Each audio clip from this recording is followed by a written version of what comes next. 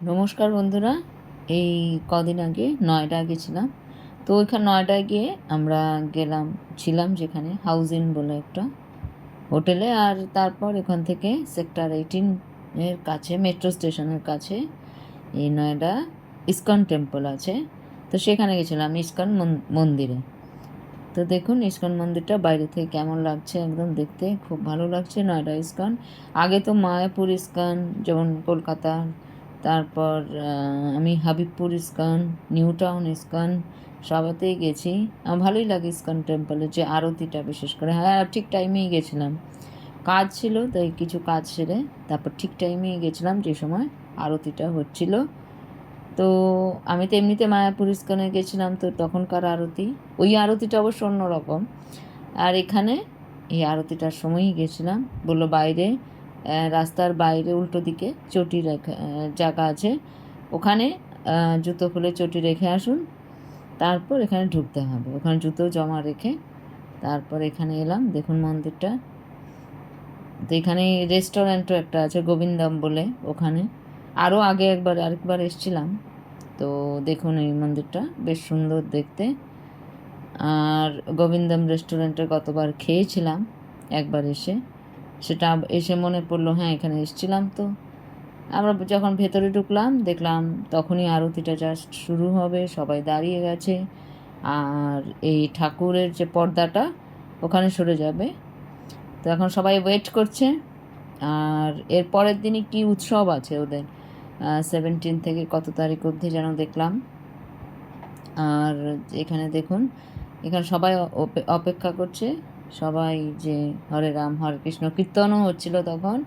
Already এই যখন খুলে গেল পর্দাটা খুলে গেল ইস্কন টেম্পলে। দেখুন এই মন্দিরটা খুবই সুন্দর। আর দেখুন সবাই মানে হাততালি দিচ্ছে, হরে কৃষ্ণ করছে, ওইদিকে কীর্তন হচ্ছে,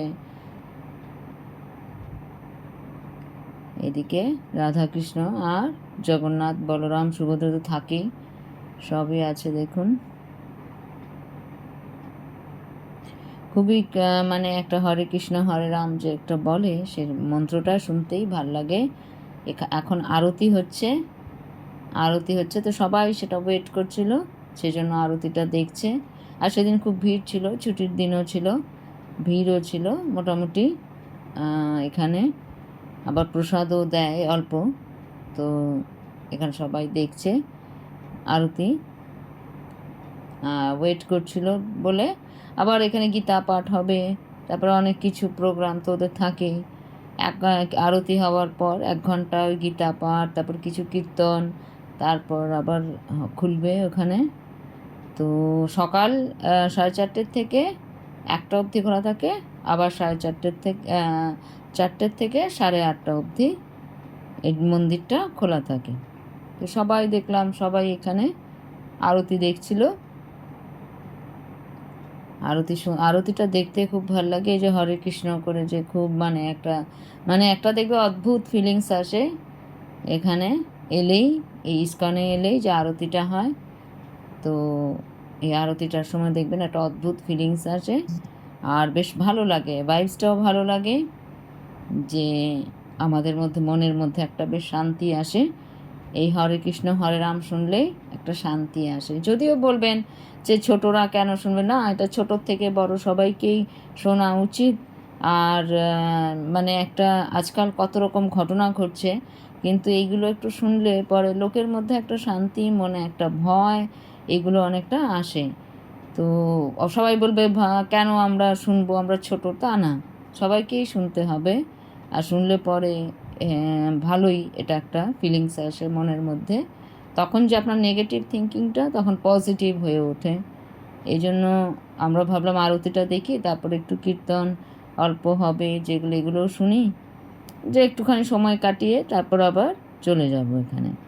আর আপনারা যদি চাইলে গোবিন্দম রেস্টুরেন্ট আছে, ওখানেও আপনারা খেতে পারেন। এখানে অল্প অল্প প্রসাদ দিচ্ছিল, সবাই কিছু আরতি দেখছিল, আবার অল্প আরতি দেখে চলে যাচ্ছিল দর্শন করে। তো এটা বেশ আমরা আমাদের এই আরতি হয়ে গেল। এখন গীতা পাঠ হবে, একটু কীর্তন হচ্ছিল, তবে গীতা পাঠ হবে, তারপরে বেরিয়ে যাব এখান থেকে। এই কীর্তনটা শুনছিলাম, অনেকে চলে যাচ্ছে এখান থেকে। এটা নয়ডা ইউপিতে, এই ইস্কন টেম্পলটা সেক্টর 18 নিয়ারেস্ট মেট্রো স্টেশন। আমি টাইমিংটা বলেই দিয়েছি কখন খোলা থাকে। আর আরতিটাও সন্ধ্যের সময়ই হয়, গেলে আপনাদের ভালোই লাগবে। খুবই সুন্দর মন্দিরটা। আমরা এবার বাইরে এসে গেছি, দেখুন রাত্রে, আগে দিনের ফটোটা দেখেছিলাম, রাত্রিরে দেখুন কীরকম আলো হয়ে খুব সুন্দর লাগছে। এখন উল্টো দিকে আমাদের জুতো পরে এখন বেরিয়ে যেতে হবে। তো রেস্টুরেন্টটা ছিল, আমরা আর খেলাম না এখানে, ভাবলাম অন্য জায়গায় গিয়ে কোথাও খাই। এখানে দর্শন হয়ে গেল, এটাই একটা বড় পাওনা। আর একটু ভালোও লাগলো, নেগেটিভ থেকে পজিটিভ ভাইবস নিয়ে যাচ্ছি। তো আজকে এই পর্যন্তই, বাই।